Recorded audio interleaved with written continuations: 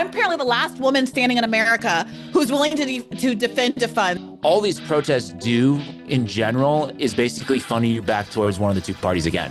What could our goals be as the left if it's not eliminating crime? So when I see him going on TV to defend not telling Chuck Schumer to step down, and then go, we need to tell people to get more involved in the political process to take on the establishment. Okay, you first. You're getting attacked and you call 911 and they're like, sorry, boo. Like, that's what people hear, but that's so not they what run abolish the police is either. But that's what people think it is. I don't believe there's ever going to be a society with no crime. There are some people that I'm happy to see them die in prison. I want to see Netanyahu die in prison. When was the last time you heard someone explain defund the police? Because you're not doing it right now. I'm not, well, so I think it doesn't matter how it's explained, just by, if you hear defund the police. So you're saying that you think that Dems are not really invested in effective messaging, and that you think the more effective messaging is like to sort of not tone police and let people be where they are on that language. And they don't really care that it's losing support to do that because they ultimately are aligned with the same financial interests as Republicans. I think the tone policing comes from, like, that is their differentiator. It's not really the policies substantive. Exactly. It's like, that's the only thing that they have, because if you go down and dig deeper, both sides kind of agree on the same things in a lot of, like, maybe 95% of the issues. And then that's why there's such a focus on these cultural issues when it comes to Democrats and what we should call people. And that's kind of because, like, I think that's my personal bias, because I don't like that personally. I don't like being tone police. So I'm of two minds. I'm of two minds. Yeah. Because I agree that there is an overinvestment in, I don't want to say superficial, because I don't think that these things don't matter, but I would say superficial insofar as they're not economic, like they're non-material aspects of culture.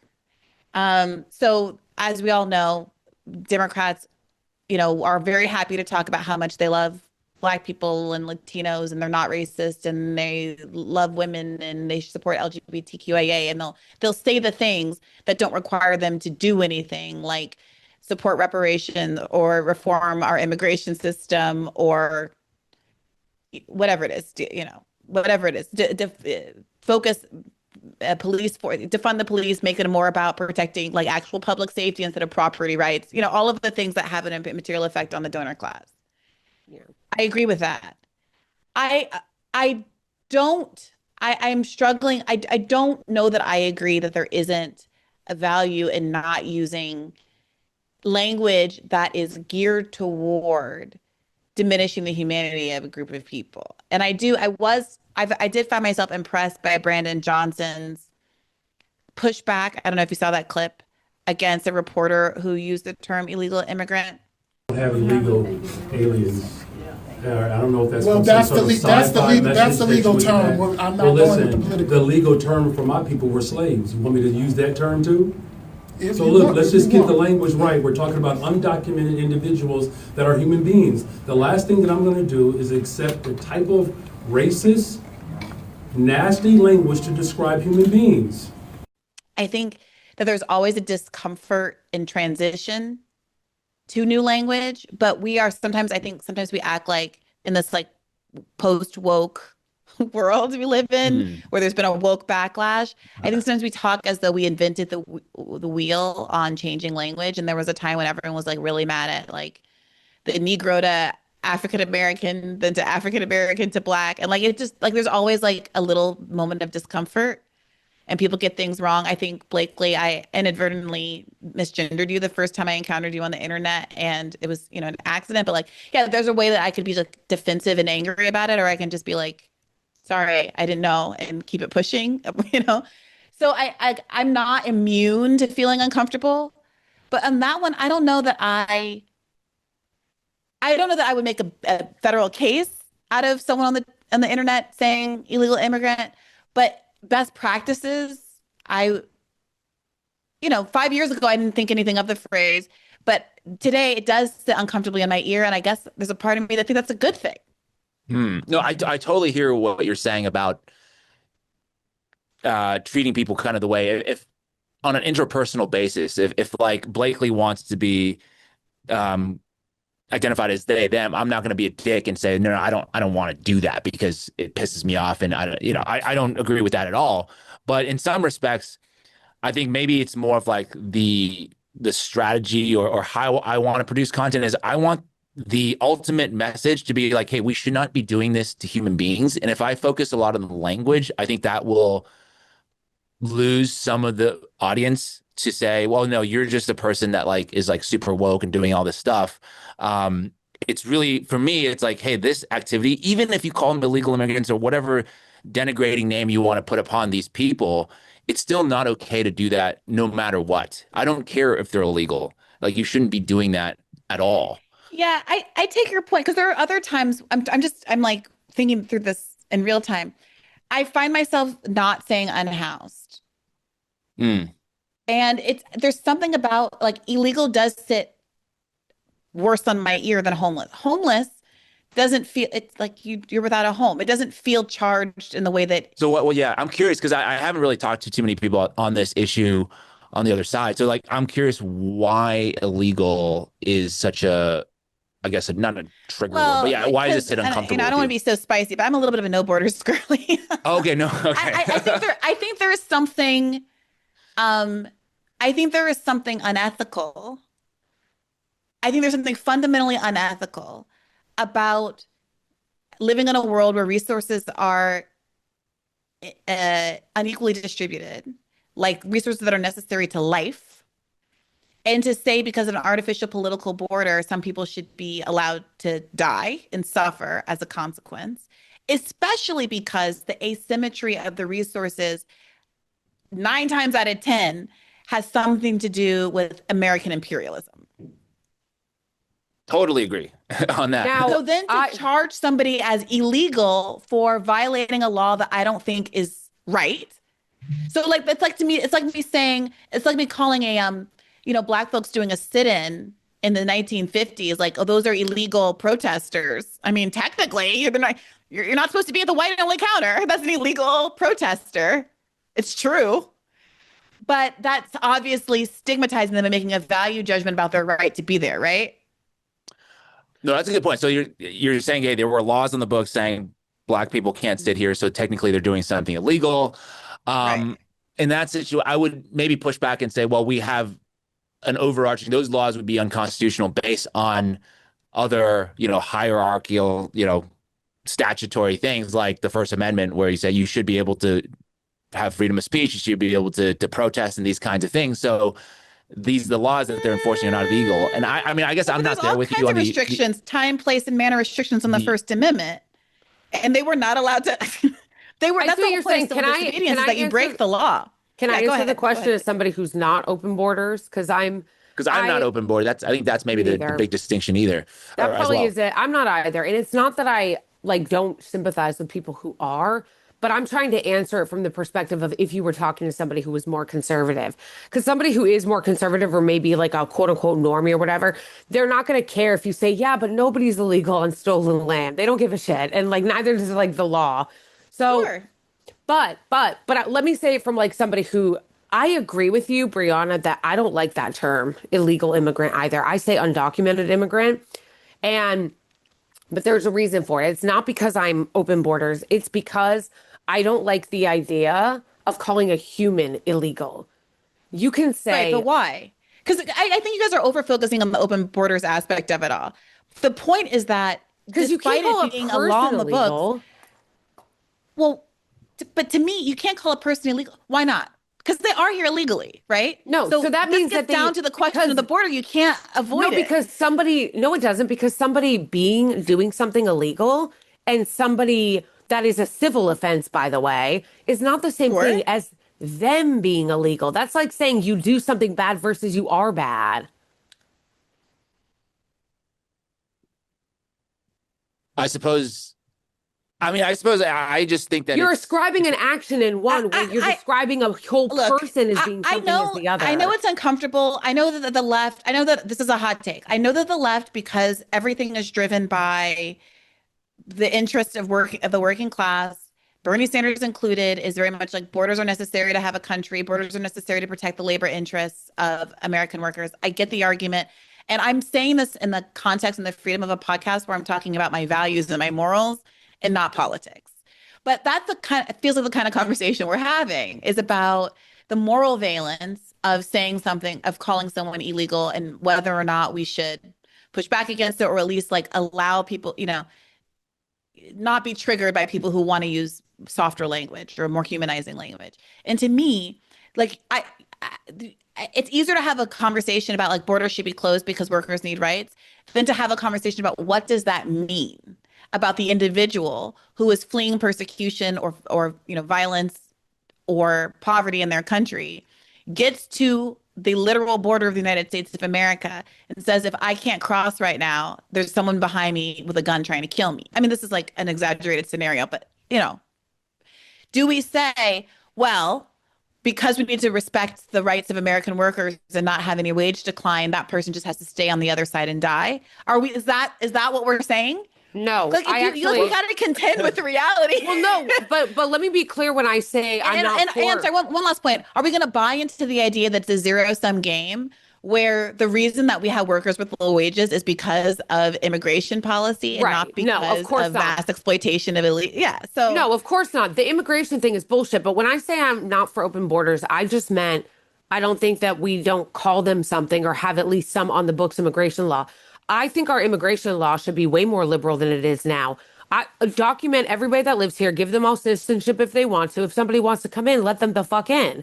I don't buy that whole argument about, oh, they're going to ruin everything for American workers and they're scary and we can't let them in. We're the ones who destroyed their countries in the first place. So if they want to come here and they want to work, I'm like, let them in, boys, let them in. I'm fine with that. I just mean for organizational purposes, that borders make sense to me. For just organizational purposes, like this is here and we have this here and this is how we organize our country and this is how Mexico organizes their country. But I think immigration should be a lot more free and open than it is. And I just don't like calling people illegal also because I just think it's, there are some words I don't care about. Yeah, unhoused, homeless, it's the same fucking thing. I don't know why people are arguing about it. But like, yeah, I personally, and I get you too, James, because I can't stand being tone police. When somebody starts tone policing me, I want to like triple down because it makes me so angry when people try to tell me what to do. But then I have to like check myself and be like, okay, don't be reactionary. I also try to like be open and listen to what other people have to say. And like, I'm not going to like tone police somebody if they say illegal. I just personally don't use it. And I would say, I don't mind, I don't care. I'm not going to go out there and say, you shouldn't say undocumented. They're illegal. Like, that's not my perspective. My perspective is just, I'm using language that's just natural to me to use. Maybe I haven't been educated on this and what or whatnot. So I'm just using the language that I know when I make my videos, and that's that. But I think an overarching thing, because we're talking about this. I think it's interesting that you bring up this point, Bree, because it's like we're talking about it from a moral perspective, but there's also the political side of things, and it's different. And I think this is where maybe the Democrats need to learn how to do things in a different way, because I think the Republican message is that like you as an American are struggling because all the illegals are here or whatever, and the immigrants are here and they're taking over your jobs, and therefore we must get rid of these people, and then you will be good again. You will be prosperous again. And that sort of kind of makes sense, at least from a theoretical perspective, right? These people are taking our jobs. But on the Democrat side, there's still the fact that people are struggling, right? There's the fact that's thrown out there, like most Americans, what was it? I don't know the number, 60, 80% are struggling paycheck to paycheck. They have like a $400 savings. So they're struggling. So that doesn't change the material fact. And then when you focus so much on talking about like what we need to do about the immigrants, I can see how an American would feel, well, what about me? I live here right now. Those people don't live here yet. I think that's right. But I've been trying to get this article I have included this argument in many articles over the years, and I maybe should do a standalone piece. But I feel very strongly like people, moderates and liberals liberals and leftists talk past each other constantly because there's this unwilling to recognize two things. One, that persuasion exists, and two, that people can be persuaded not just in and out of categories of belief, but into prioritizing their belief system differently, right? So like there's this like big debate like post 2016. Oh, can all these white racists be convinced to be not white racists anymore? And I'm like, who cares? a segment of those white racists just voted for Obama, and now we have Obama to Trump voters, and it wasn't because they became more or less racist. It was because Obama got them to prioritize something else over their racism. And obviously that's doable and is a much more relevant political task than to be trying to change the soul of the country, whatever malarkey Joe Biden is selling us on all the time. And the Democrats try to sell us on. So I agree, like Democrats are now like, screw trans people, screw immigrants, da da da da. I'm not going to sit here like Pollyanna and say, well, I think we can convince everyone to be deeply invested in, trans women being able to compete in any sport they want. Like, that's not my cross. Like, that is not the argument that I'm making when I say that Democrats shouldn't throw trans people under the bus. My argument is that it's a futile exercise, one. It's an immoral exercise, I would argue, but that's not even really the point here. But more principally, to your point, James, the quote unquote trans issue has taken prominence because there's a perception that Democrats care more about LGBTQIA, they care more about immigrants, they care more about Black people, they care more about all these other groups, liberal elites, than they do about folks who are experiencing economic precarity. And if you demonstrate that you care more about the economic precarity piece, including for if you're trans or Black or immigrant or whatever, then the other stuff, you're like lingering resentment because you're Riley Gaines and, came in 5th place or whatever, stops becoming as important to you as a political issue. And Totally. That's what the affordability thing that Zoran and now others are picking up on.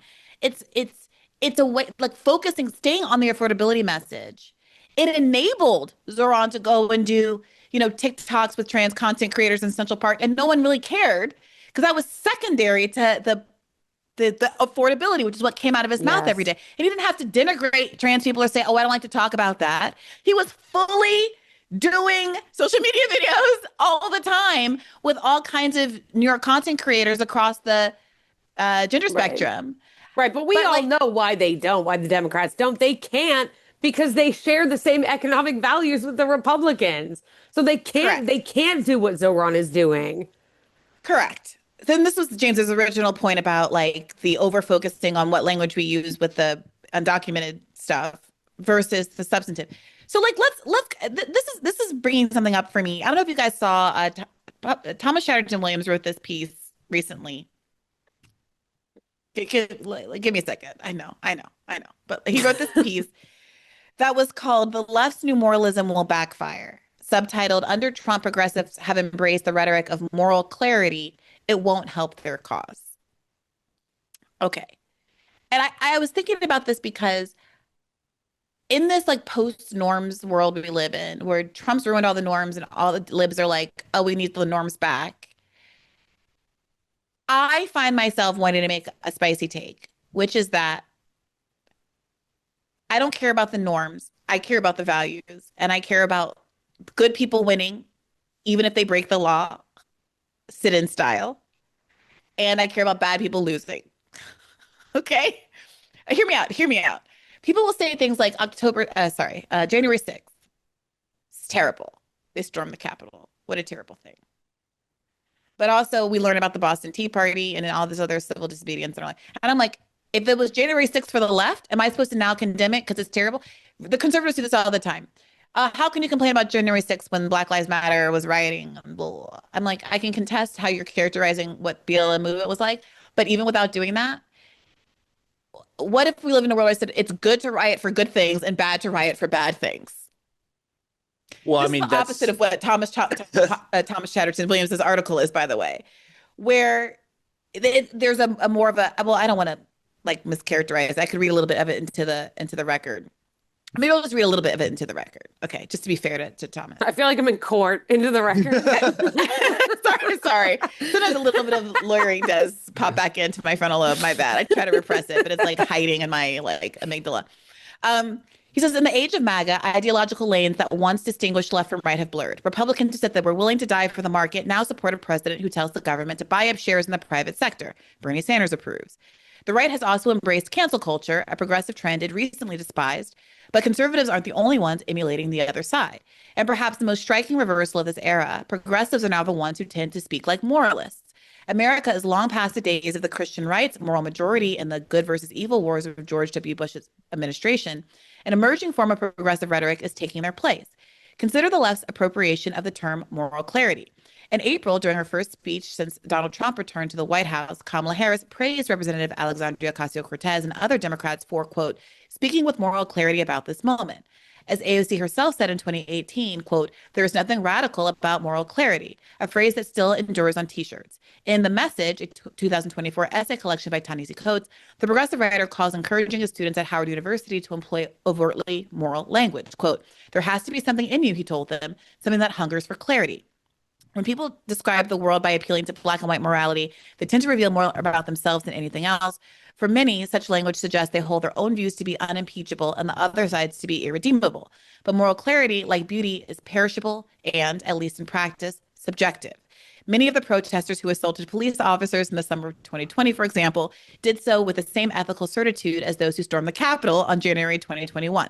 Both groups believed they were redressing an injustice, one racial, one electoral, that too many others wouldn't acknowledge. Both groups evinced a kind of moralism that blinded rather than clarified, eliminating the possibility of persuasion, compromise, or open debate. You see where this is going? Okay, so I'm going to stop for a second. I see this kind of argument all the time. And there's this idea among, like, especially moderates like Thomas, who very much sits kind of squarely. He describes himself as a liberal, but he is often in conservative spaces.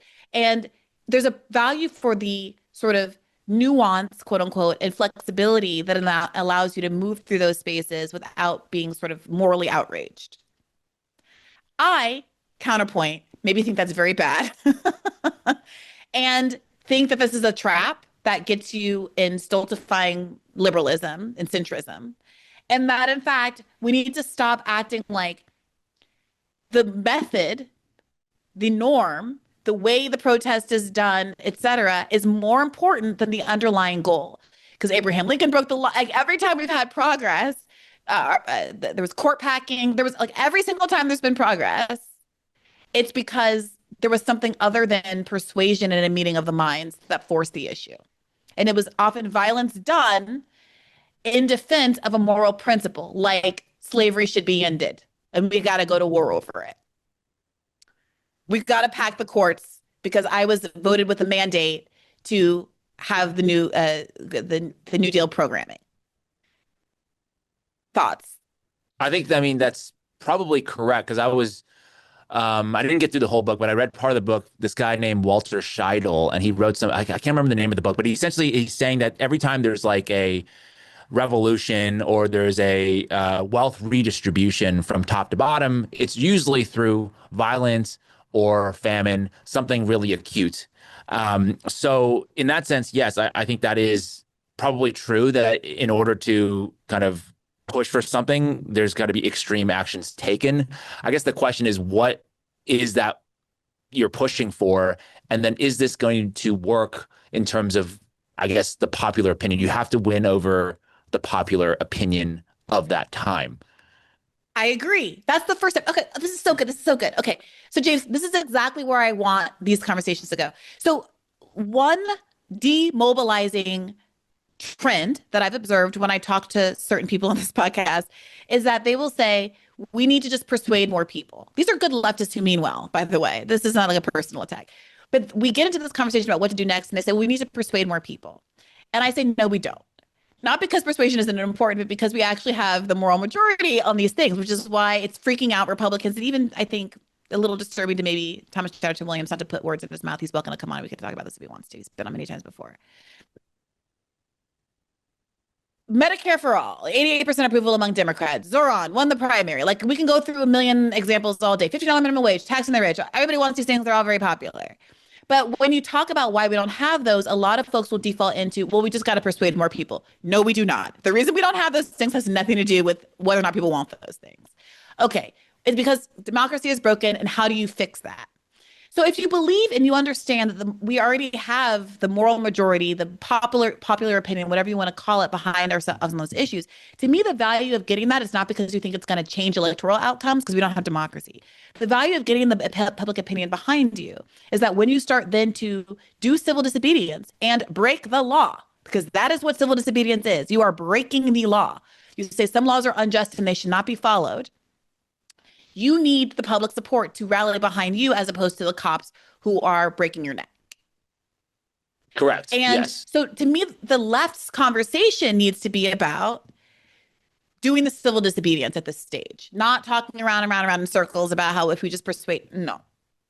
It's doing the things that are going to get you arrested, and some people are going to get hurt, and it's going to be bad, especially because they've been ratcheting up criminal penalties for civil disobedience, nonviolent protest. The issue of Palestine is important for more reasons than just the horrible humanitarian crisis that it is. It's also because it's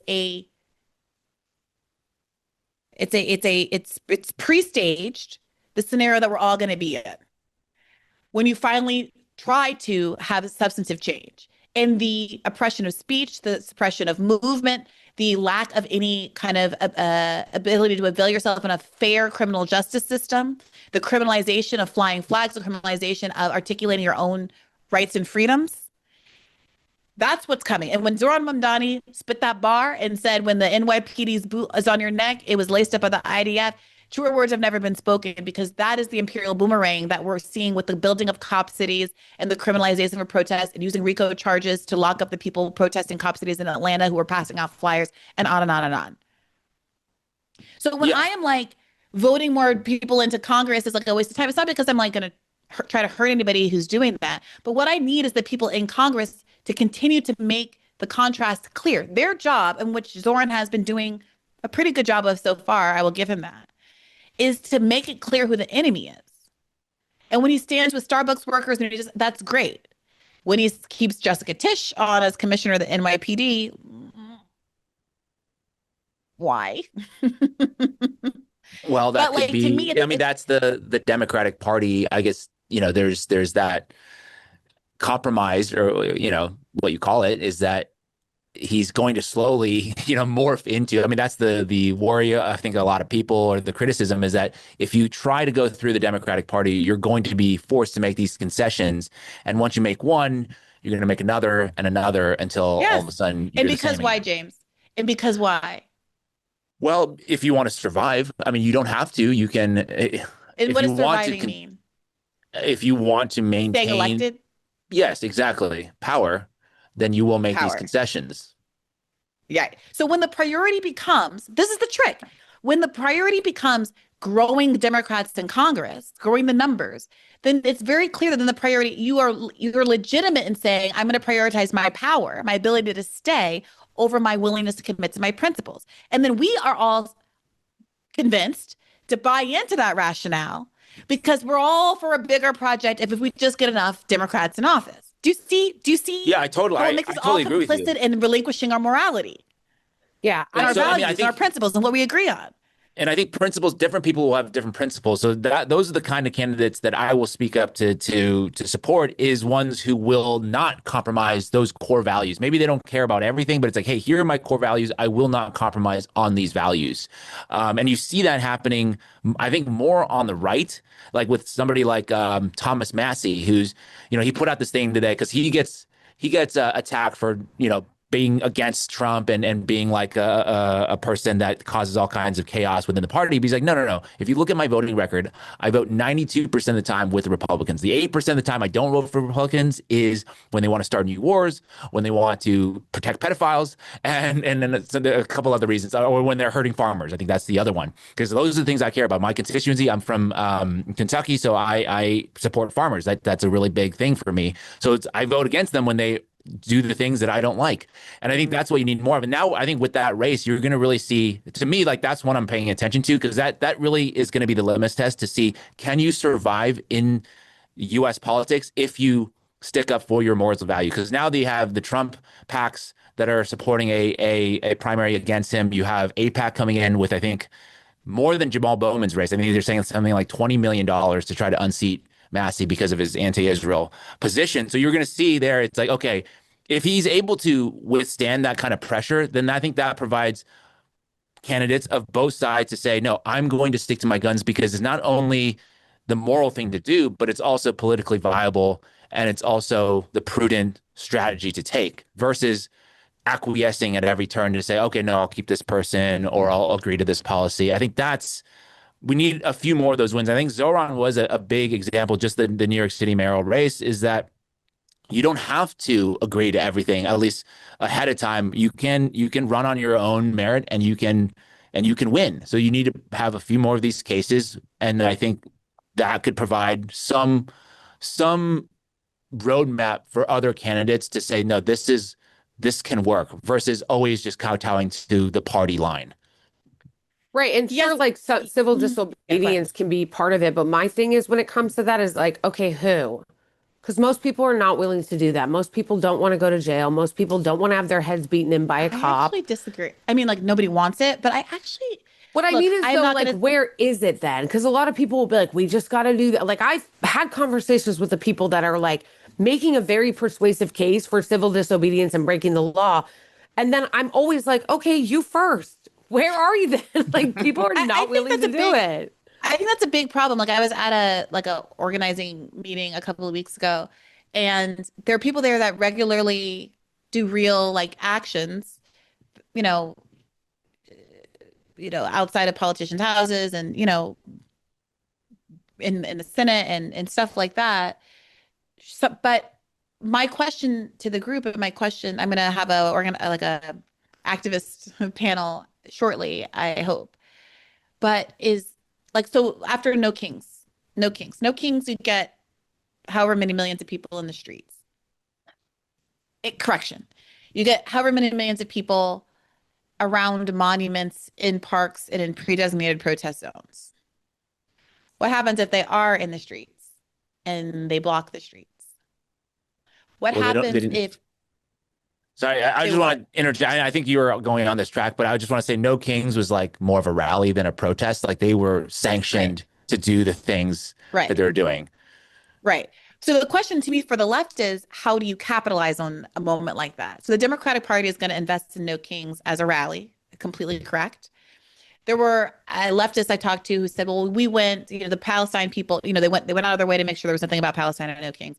But pro-Palestine people went anyway, and they were trying to sign people up, and they were trying to, take advantage of all these people in one place to get them mobilized into different tasks, which I think is fantastic, right?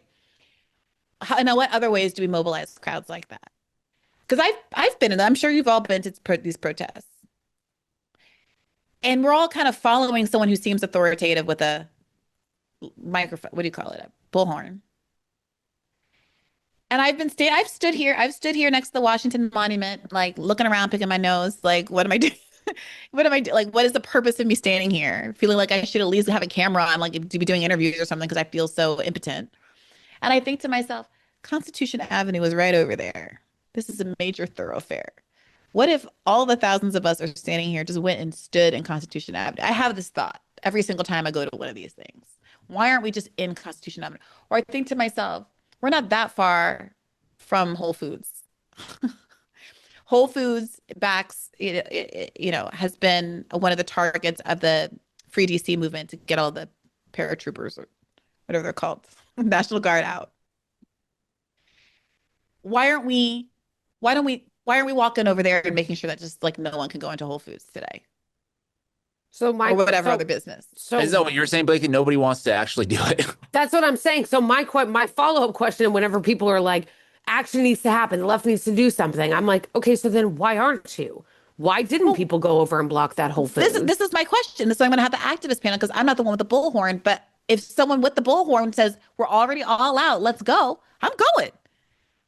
Well, I guess for me, I haven't been to a protest in almost a decade. I think the last one I can remember going to was like in 2017, the March for Our Lives, which is after the Parkland shooting. That was the last one I've been to, because then I realized all these protests do in general is basically funnel you back towards one of the two parties again.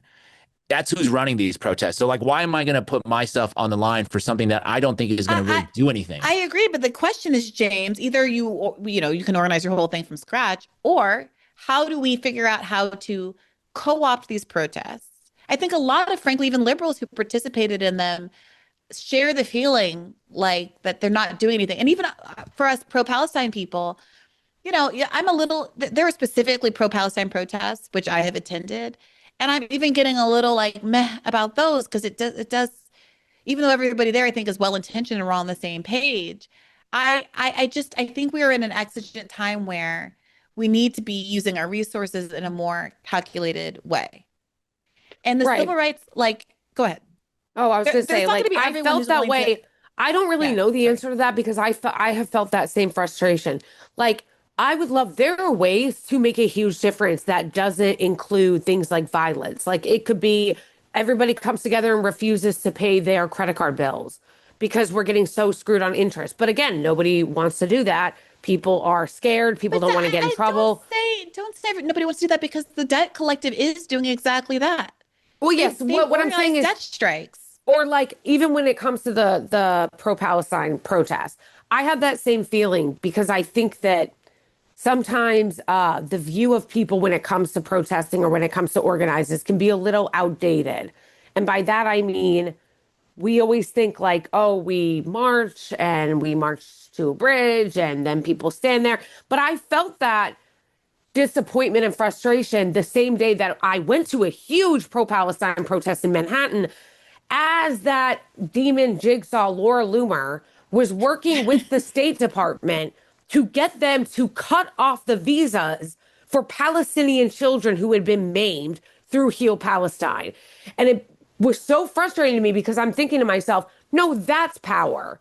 That's power. This demon is sitting in her apartment getting the State Department to shut down visas for children to be able to come and get care. And yet there are probably 15,000 people out here in New York City marching. Who's the one who's making a difference here? Right, but Blakely, this is my point. I mean, you'll get a guest on. I'll get a guest on who'll say, well, the way to do this is labor power, and then and strike power. And I'll say, great. And then they'll say, well, we don't have enough labor density, so we can't do it yet. We got to do it 30 years from now or whenever we magically get more labor density. And I'm like, okay, but what about now? And I am tired of this going around. What is the point? Why does labor have power? Because they're able to grind the gears of capital to a halt and make it so that there's real fiscal consequences for the people who run the 1%, millionaires and billionaires, for workers, the work stoppages. Okay. When I say walk around the Whole Foods and block the trucks or prevent people from getting in, this is what I'm getting at. If we don't have labor density, how do you, with those of us who aren't in a union, who are self-employed, all of us, the majority of us who aren't in unions, how then do you still have the same effect in the economy? Do you notice, have either of you observed how crazy both liberal and conservative media gets if you talk about blocking a road? Oh, Have you noticed how there's like a bipartisan meltdown? Yeah. When if you block a road, to me, that's a clue. That's a clue as to what hurts and what matters. And when you see them acting like both sides of the aisle, acting like throwing a soup at a painting is a more immoral act than sniping a Palestinian child, look at the news coverage and tell me that I'm wrong. Go and find a roundtable discussion about the people who threw paint at the Balfour the portrait of Balfour in the British Museum or wherever the hell, and then show me the coverage of Gaza on your average MSNBC type situation, and tell me who seems more outraged. Well, you're talking about To me, MSNBC. that's a clue.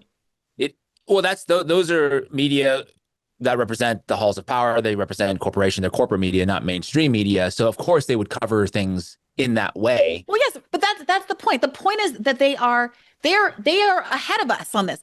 They have realized that they have constrained democracy, and that we're going to start having undemocratic outlets. And so they pre-criminalize and are polarizing the population against various forms of protest, really passing laws that say you're allowed to run down someone with your car if they're in the middle of a road. Now, why would you go and do that? Well, because you don't want people anticipating. Exactly. Yeah, and this is where I delve into this a little bit. This is where kind of the global conspiracists they say like, hey, some of these things are done on purpose so they can pass these surveillance type laws or they want to usher in like a police state basically to control you further. So don't fall into these kinds of traps. That's why I think I don't go out there and support a lot of these protests, because I think it's done in a way where they basically justify these types of laws without the potential of a benefit at the end of it. Because if you talk about going to some of these rallies or protests or rallies, all they do is they basically channel you to one of the main, what is it, win red or the whatever the Democrat one is called, the blue, vote blue. Act blue. Oh yeah, act blue. And it's ultimately that. And so like, is that really worth ushering in more draconian laws? That doesn't make any sense. I had this debate on the podcast. I can't even remember with whom, but within the last month, and they were making this argument that you just made, James. And I got to say, I think it is incorrect to preemptively pull your punches because you think it's going to be used, Naomi Klein style, shock doctrine style. It's going to redound against you. It's going to happen.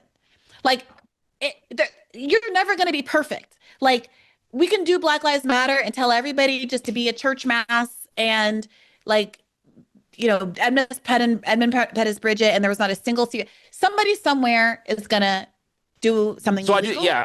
I do think the leaders differentiate. The leaders of these movements matter and what they're trying to do, right? If I see the No Kings protest being sponsored by the Democrats, then I know, okay, this is not worth it. But if the No Kings protest was sponsored by like independent organizations that are trying to work outside of the duopoly, then I would reconsider and say, okay, maybe this is actually organic versus something that's the institutional powers are propping up. So I think there is a difference. And to that point, I think one act of civil disobedience, if you can consider it this way, that has been effective against Israel has been BDS. That is very effective. And that's why there are laws being passed against that. But if you see those, BDS isn't championed by the Democratic Party or the Republican Party. It's championed by true activists that actually care about this one topics, and it's been working. That's why the laws are being changed. But I think things like that should be in a separate category than some of these mega protests that are, I think, aligned. I think we're misunderstanding each other a little bit, James. I'm certainly not advocating for No Kings. I think I've been clear about that. My point is that how do you weaponize, how do you exploit the energy behind No Kings and the fact that all these people are in the streets, or mobilize your own protests in ways that actually negatively affect capital? That is my point. Okay, so honestly, no one here is making an argument to support No Kings as is. I think the reason why I struggle with this, and I hate to say it because I don't want to be a doomer, and I know that a lot of people who are like organizing protests in general are coming from such a good place.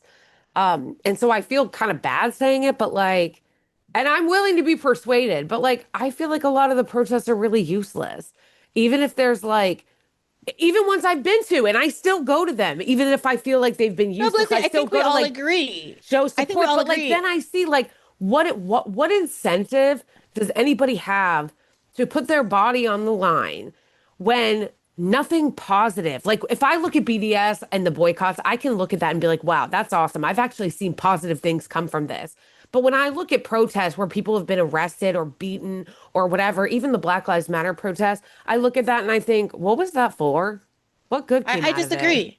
I think a lot came out of it and then got put back into the hole by the Democratic Party. I think that in, May of 2020, Black Lives Matter protesters burnt down a police station in Minneapolis, and the majority of Americans supported it. I think a majority of it, let's not memory hole that the whole country was talking about bail reform positively. Well, there was a robust conversation about how many people were subjected to violence or death at the hands of the police, how policing was being used to do asset forfeiture and fill police coffers and be predatory on poor people who were being stacked with these tickets over lights they couldn't fix in their car, et cetera, et cetera. To fund tanks at police stations on the backs of the poor. What came of it? Right. Nothing came of it, not because of the protest, but because the Democratic Party ran Joe Biden on a platform of we have to fund the police harder or Trump is going to win, which is why vote blue no matter who is so pernicious. When I say I agree. That's not a critique of a protest conceptually. That's a critique of allowing the protest to get weaponized. Right, but that's the problem. That's the problem, though, is that, yes, it got funneled into the Democratic Party. But my question is, why? Why did they allow that? Why wasn't there more of a leadership to be like the people, I guess, organizing it? Who were they? Because remember, part of this whole controversy is there were a bunch of women. I think they were all women and like Duray types, I guess. But there were a bunch of people who put themselves forward as leaders of a movement. And whereas on a local basis, there was a lot of consternation about it because the leaders, in quotation marks, were getting funneled a ton of money that they squandered, and stole. And that was a huge scandal. But that is not the Black Lives Matter movement. And I don't think that we should buy into that, the framing that the participants in these movements that was legitimately grassroots rejected, right? They got shafted just like everybody else. Well, yes, no, I agree that the people that were at the ground level were different than the people that oftentimes the ones that were making the millions of dollars were connected to the Democratic Party too. So like there was that. All I'm saying is if you're looking at it like for outcomes, and again, I'm not trying to be a doomer. I also don't want to retcon. I hate when people retcon because I think the Black Lives Matter protest movement was very inspiring. And it was awesome when they burnt down the police station, allegedly. But do I need to say allegedly? But I look at the outcome, how Joe Biden won, the cop cities, and I'm like, wow, nothing good, nothing happened. But Blakeley, you have to go one step forward and ask the why. Don't place the blame at the feet of the protest. Place the blame at the feet of the Democratic Party. This is why I would argue the Democratic Party is quite literally the enemy. And voting for them and reifying them and validating them in any way, I think is fundamentally the problem. Hey, YouTube, thanks for watching. Just a reminder that this is a podcast. You can catch an extra premium episode every Monday for $5 a month at patreon.com/badfaithpodcast. That's patreon.com/badfaithpodcast for $5 a month, an extra episode every week. Additionally, please do consider liking this video, subscribing to this channel. It helps us out. It helps independent media beat the algorithm. We appreciate you. And as always, keep the faith.